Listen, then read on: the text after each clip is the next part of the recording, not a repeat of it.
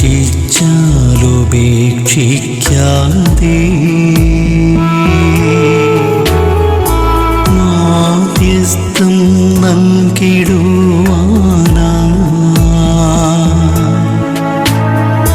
കോട്ടയത്ത് വാഴുന്ന അന്തോണീസ് പുണ്യവാനെ സ്വീകരിക്കൂ കൈകൾ നീട്ടി ആപിയാമിൻ അർത്ഥനകൾ. പ്രിയ ദൈവമക്കളെ, ലോകമെങ്ങും സുവിശേഷം പ്രസംഗിക്കുവാൻ ഒരുപക്ഷെ ഒരു ഇരുണ്ട ആഹ്വാനമായിട്ട് തോന്നും, ഇടുങ്ങിയ ആഹ്വാനം. ക്രിസ്ത്യാനിയുടെ സുവിശേഷം പ്രസംഗിക്കില്ല. ഇവിടെ ക്രിസ്ത്യാനിയില്ല, ക്രിസ്ത്യാനിയുടെ ഇല്ല. ദൈവരാജ്യം, ദൈവരാജ്യം സകലർക്കും കിട്ടാനുള്ളതാണ്. ഒരു രാജകൊട്ടാരമുണ്ടെങ്കിൽ ആ രാജകൊട്ടാരത്തിൽ സകലർക്കും പ്രവേശിക്കാൻ പറ്റുന്നതല്ലേ ഭാഗ്യം. കുറച്ച് പേര് രാജകൊട്ടാരത്തിൽ വസിക്കുന്നവരും കുറച്ച് പേര് പുറമ്പോക്കിൽ വസിക്കുന്നവരും. പുറമ്പോക്കിൽ വസിക്കുന്ന ഒരു ഹതഭാഗ്യരാണ്. സ്വന്തമായിട്ടൊരു പേപ്പർ പോലും ഇല്ലാതെ ഇപ്പം മുനമ്പത്തൊക്കെ പേപ്പർ ഉണ്ടായിട്ട് ഇറക്കി വിടാൻ തുടങ്ങുക. നമ്മളെ ക്രിസ്തുവിൻ്റെ വിപ്ലവമായത്. സ്വന്തമെന്ന, ചുറ്റുമുള്ളവരെ മുഴുവനും നോക്കി സ്വന്തമെന്ന് വിളിക്കാൻ കഴിവുള്ളവൻ. ഞാനും നിങ്ങളൊക്കെ ഒരിടത്തു നിന്ന് ചുറ്റിനും നോക്കുന്ന പരിചയക്കാരെ നോക്കുന്നതാണ്. എനിക്ക് അടുപ്പമുള്ളവരെയാണ് ഞാൻ നോക്കുന്നത്. പക്ഷെ ക്രിസ്തു നോക്കുന്നത് മനുഷ്യൻ്റെ കണ്ണുകളുള്ളവരുടെ കണ്ണുകളിലേക്ക് നോക്കി ആത്മാവിലെത്തുന്ന തമ്പുരാൻ കർത്താവ്. അവൻ്റെ ദൈവരാജ്യം അതാ. അത് ജാതിയുടെയോ അല്ലെ ഒരു മതത്തിൻ്റെ ഒന്നും അല്ല, അവൻ്റെ ആത്മാവിൻ്റെതാണ്. ശിഷ്യന്മാരെ പറഞ്ഞുകൂടെ, നിങ്ങൾ എല്ലായിടത്തും പോകും, നിങ്ങൾ എല്ലായിടത്തും പോയി പ്രസംഗിക്കുക. ലൂക്കാസ് സുവിശേഷം 9-ാം അധ്യായം 12 പേരെയും വിളിച്ച് സകല പിശാചുക്കളെയും മേൽ അവർക്ക് അധികാരം കൊടുത്തു. പിശാച് എന്ന് വെച്ചാൽ കൊമ്പൻ എന്നുള്ള അർത്ഥമൊന്നും വിചാരിക്കേണ്ട. നിന്നെ തകർക്കുന്നതെല്ലാം പിശാചുക്കളാണ്. നിന്നെ തകർക്കുന്നതിനെയൊക്കെ തകർക്കാനുള്ള അധികാരം ഈശോ ശിഷ്യന്മാർക്ക്, അപ്പോസ്തലന്മാർക്ക്, മെത്രാന്മാർക്ക്, പുരോഹിതർക്ക് കൊടുത്തിരിക്കുക.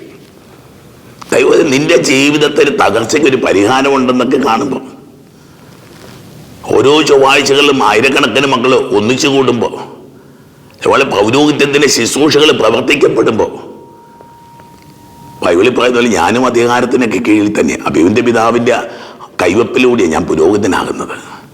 ഇന്നും എൻ്റെ ശുശ്രൂഷകൾക്ക് പിന്നിൽ അഭിവിൻ്റെ പിതാവിൻ്റെ കൈവപ്പും ആശീർവാദമുണ്ട്.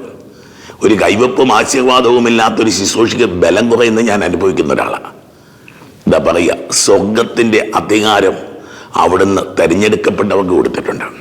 സഭയ്ക്ക്, നമ്മൾ സഭയൊക്കെ വളരെ അടുത്ത ഒരു കാലഘട്ടം, ഒരുപക്ഷെ കോവിഡ് മുതലുള്ളൊരു കാലം എന്നൊക്കെ വേണമെങ്കിൽ പറയാൻ പറ്റും.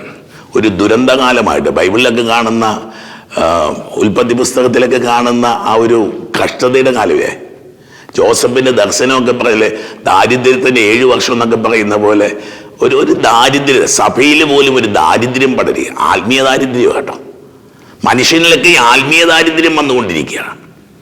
ഇന്നുവരെ ദേവാലയവും ദൈവ ശുശ്രൂഷകളുമൊക്കെ സമ്പന്നതയായി കണ്ടിട്ട് ഇന്നിപ്പോൾ അത് ദാരിദ്ര്യമായിട്ട് അവഗണിക്കപ്പെടുക, പുച്ഛിക്കപ്പെടുക.